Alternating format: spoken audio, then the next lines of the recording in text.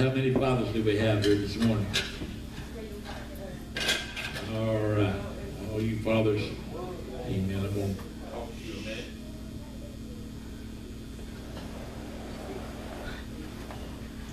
Amen. Maybe that's better. I want to talk to you just a minute or two, and then we got a little something we want to do for all the fathers that are here today. Amen.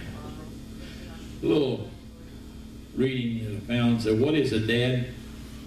Dad is someone who wants to catch you before you fall, but instead picks you up, brushes you off, and lets you try again. Amen. A dad is someone who wants to keep you from making mistakes, but instead lets you find your own way, even though his heart breaks in silence when you hurt. A dad is someone who holds you when you cry, scolds you when you break the rules, shines with pride when you succeed, and has faith in you even when you fail.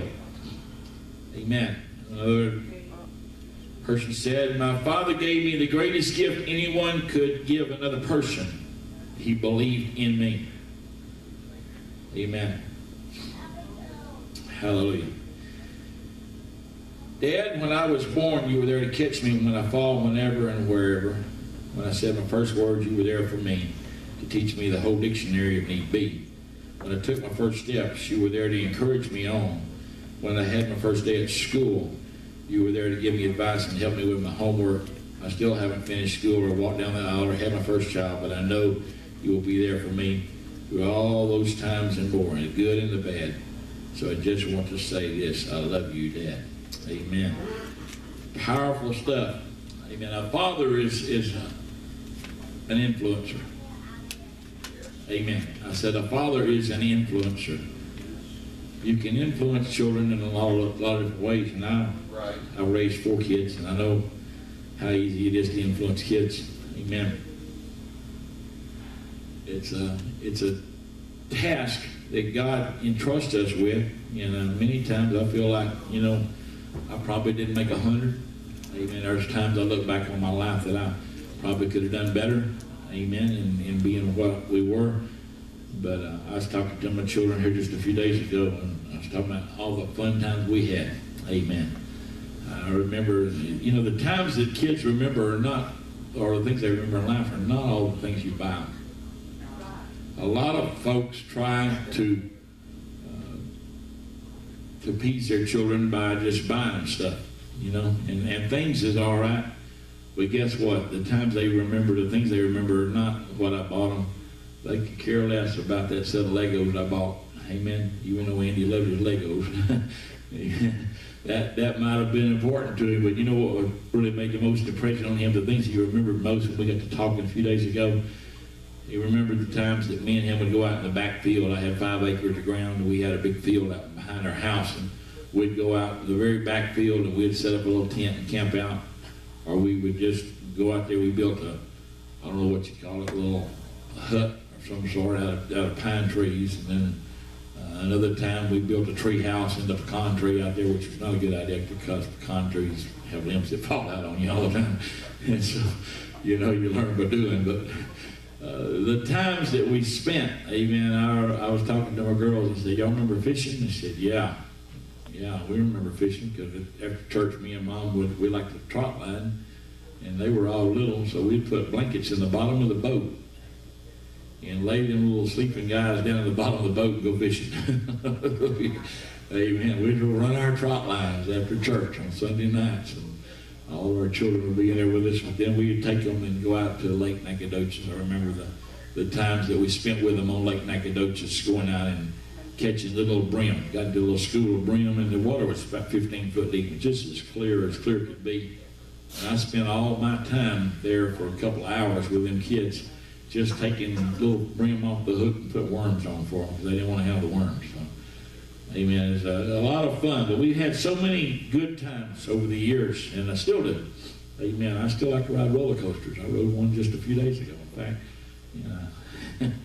me and Candace, and we were a couple of weeks ago, we were in San Antonio on Memorial Day weekend. We were down there with our kids, and while we were there, we hadn't been with all of our kids in several years, because our oldest kids had been out in Oregon. And so when they came back, well, of course, first time we got to really get together and be all together and just have fun. And so we were in San Antonio with each other. We went to SeaWorld down there, and of course it was storming and raining and just bad weather, and so everybody started leaving. And me and my son and my baby daughter all just decided we wanted to stay because she wanted to go see some penguins or something. Nobody else wanted to go because they were clear on the other side of where we were. So we went on. I said, you know what, let's go see the penguins. And so we walked over there. Everybody else went on to the motel, and we got to see the penguins. And when we come out, the sun come out just for a few minutes, but when we came out, the roller coasters were going. I said, do you hear that? She said, yeah. She said, what do you think? She said, I think we really need to ride. And so we walked up there, and there was nobody in line. I mean, there was maybe 2 or 3 people was all. And so we got on the first roller coaster and rode it. I said, oh, let's do that one more time. We got on it again and rode it. And I said, this one ain't tough enough. I looked over across there, and there's one that makes all these loops and zips and turns and corkscrews and all kinds of stuff. That's the one we want to get on. Amen. And so here I am at 58 years old riding, or 57, almost 58, riding the roller coasters with my kids, and we're having the biggest time just laughing and cutting up. But you know what? That's what they'll remember in life. They'll remember the times that I spend with them. Amen. And if you can influence your children, you know how you influence your kids? It's not by telling them what to do. It's by showing them how to live. Amen. It's by showing them how to live. You want your kids to live for God? You show them how to live for God. You don't tell them how to live for God. You show them how to live for God by doing it. Amen. You're an example, and your kids are watching you. You're an example to them. Amen. And a good dad, amen, will show an example by being the same everywhere they see him. You know, if they see me one way at church and they see me another way at the house, you know, so they need to see me the same wherever I'm at, and they do. Amen. I pray that my kids have always seen me that way. I believe they have. Amen. Because when I fell in love with the Lord, amen, this love doesn't stop when I walk out the church door. Hallelujah. I love him as much at the house. I love him as much on my job as I do when I'm standing behind this pulpit. And you know what? That reflects, and my children have caught that. Amen. My kids all love the Lord. Amen. They're all doing, most all of them are working for God right now. Amen. Just because, amen, the example, and I'm not bragging on me, I'm just saying, though, we have an example. Brother West, you aren't a dad yet, but when you get to be a dad, you're going to have your little guys watching you. Every move you make, they watch it. They pay attention to what you do. Amen. If you tell them, this is what we believe, then bless God, that's better be the way you live. You better show them that's what you believe. Amen. Not just tell them. And so it's very, very important. You mold those children just by being what you are supposed to be in front of them. Amen. And I'm grateful today for all of our dads, and we want all of our dads to come up front. Okay. All of our dads. All of our dads. All of our dads. Uncle Pete, come on up here. Even he had his head looking something back there. Proctor, come on up here. Amen. Sister Holly, Sister Driscoll may need your help. Just a second. Amen. We appreciate all these men, and they haven't always all been in church, but they're all in church now, and we appreciate every one of them. And we love these guys. Amen. These are some good folks. We even got folks here from Columbia. Amen. We appreciate that so much. And we want to just give a little token of our appreciation and our love to these men this morning. Amen. This is not a whole lot, but it's something that my wife has concocted. Amen. So we appreciate every one of them. All right. Amen. No drinking in church.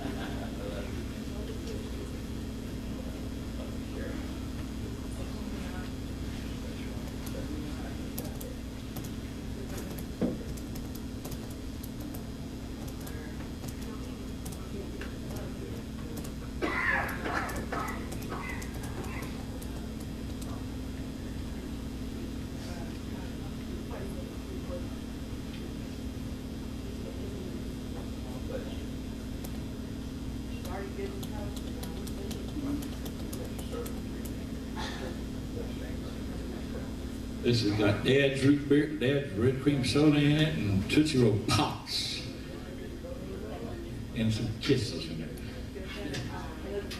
All right, let's all of you guys come over this way, son. Spread out over this way. Come on over, come on. They want to take our picture together.